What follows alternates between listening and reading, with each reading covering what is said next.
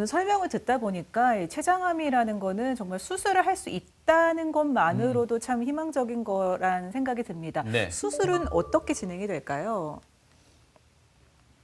네, 췌장암의 수술적 치료는 앞에서 말씀드렸다시피 완치를 기대할 수 있는 유일한 치료법입니다. 네. 하지만 이 암이 췌장에 국한되어 있거나 전이가 없고 주변 혈관이 침범이 광범위하게 있지 않고 잘 보존되어 있는 경우에 한해서만 시행할 수 있습니다. 그래서 근시적 수술이 가능한 환자는 전체 환자의 한 20%에 불과한 게 현실입니다. 이러한 췌장암의 수술은 이제 췌장암을 포함한 췌장의 일부나 전체를 절제하게 되고 네. 이제 혹시 전이 돼 있을 수 있는 주변 림파절을 같이 절제하게 됩니다. 네. 네. 췌장암의 수술은 췌장암의 발생 위치에 따라 크게 달라집니다. 특히 췌장 머리에 생기는 경우에는 최12지장 절제술이라는 아주 큰 수술을 받게 되고요. 몸통이나 꼬리암의 경우에서는 원위부 최비장 절제술이라는 수술 방법을 받게 되겠습니다. 이에 대해서 자세하게 설명드리도록 하겠습니다. 네.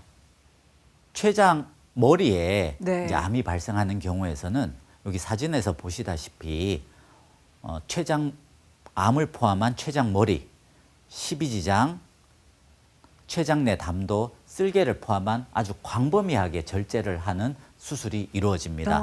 이를 최12지장 절제술이라고 하는데요. 네. 이는 췌장 두부암의 표준 수술 방법이 되겠습니다.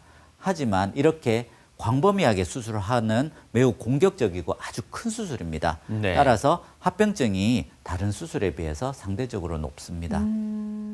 그리고 이렇게 제거를 하고 난 다음에는 이렇게 이제 환자분이 나중에 이제 정상적인 생활을 영위하기 위해서 여기 보시다시피 췌장과 소장을 연결을 시켜줘야 되고요. 네. 담도와 소장을 연결하고 위와 소장을 연결하는 아주 복잡한 수술 방법이 되겠습니다. 네. 이에 반해 이제 췌장 몸통이나 꼬리에 암이 발생하는 경우에서는 네. 원위부 최비장 절제술이라 그래서 암덩어리를 포함한 췌장 몸통과 꼬리 그리고 꼬리에 붙어 있는 비장을 같이 절제하게 됩니다.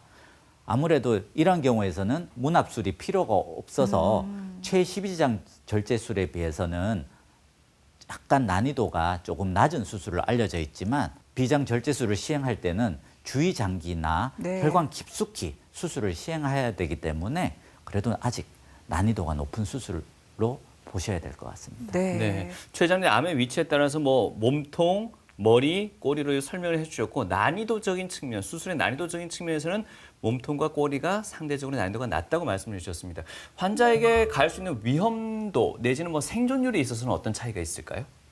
아무래도 최비장 절제술에 비해서 췌장 머리에 발생하는 암에 대해서 시행하는 최12지장 절제술이 수술법이 아주 복잡하고 수술 네. 합병증률이 많이 높아서 과거에서는 이로 인한 사망률이 꽤 높았었습니다. 하지만 최근에는 이러한 수술 방법이 많이 발전을 해서 이러한 합병증률이 많이 줄어서 초기 사망률이나 초기에 환자분들이 힘든 경우가 많이 줄어들었습니다. 네. 그리고 특히 해부학적 위치로 인해서 네. 췌장 머리에 암이 생기는 경우에서는 앞에서 설명드렸다시피 담도를 눌러서 황달이라는 증상이 발생을 합니다. 그래서 환자분들이 이러한 증상들을 쉽게 발견할 수 있기 때문에 이러한 증상들로 인해서 병원에 빨리 방문을 하게 돼서 이제 검사를 받게 돼서 췌장암을 조기에 조금 발견할 수 있는 장점이 있습니다. 하지만 이제 이러한 췌장 몸통이나 꼬리 같은 경우에서는 네. 이러한 황달 같은 증상이 나타나지 않기 때문에